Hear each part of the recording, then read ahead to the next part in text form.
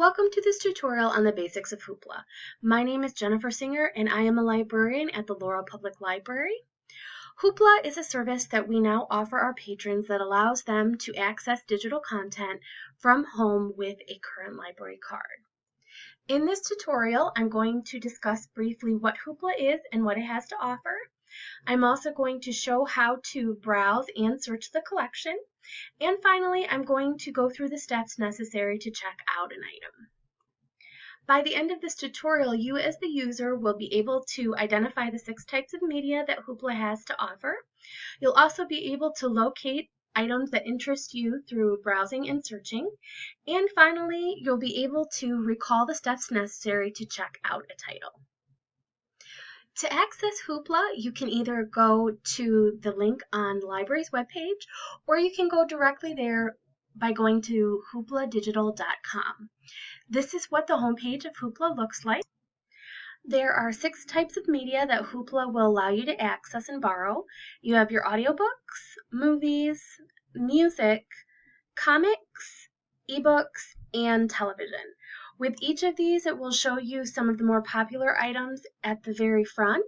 You can also browse each type of media by clicking Browse All next to it.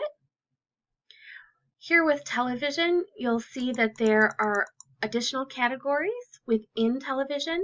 Featured are often the newer items that they have available. Popular items are those that other users are enjoying. Genres is another popular one, and there's also collections. So for television, let's go ahead and click on that.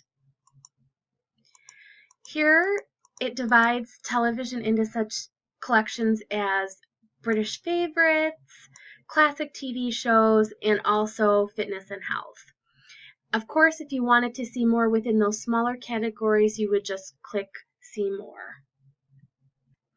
No matter where you are in Hoopla, you can always search the entire collection that Hoopla has to offer by going to this search box at the very top. You can search by title, artist, series, and even keyword. So let's go ahead and see what Hoopla has with regard to the musical group The Beatles.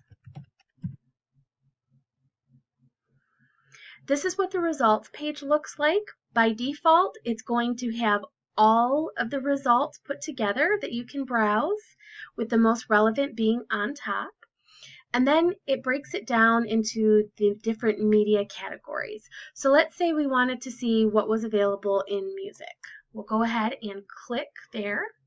Now we're in just the music category, and we can browse and see what's available.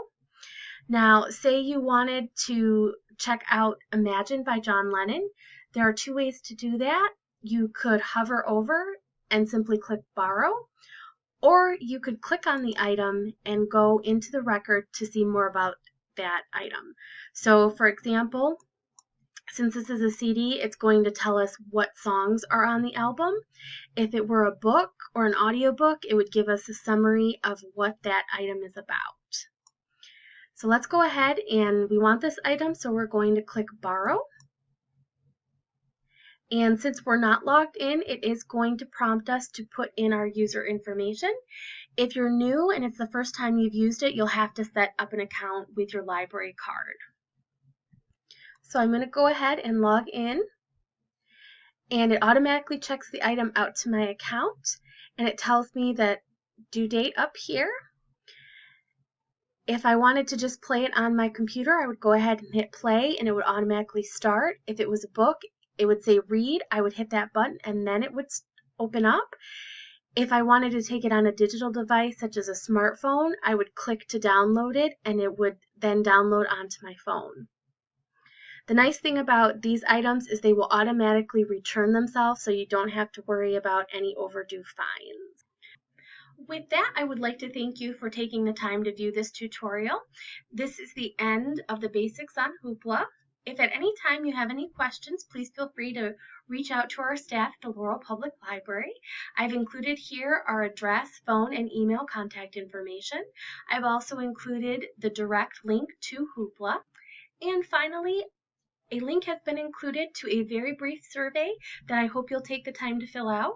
It gives us feedback on what you found useful in this tutorial and will help us in future instruction sessions. Thank you.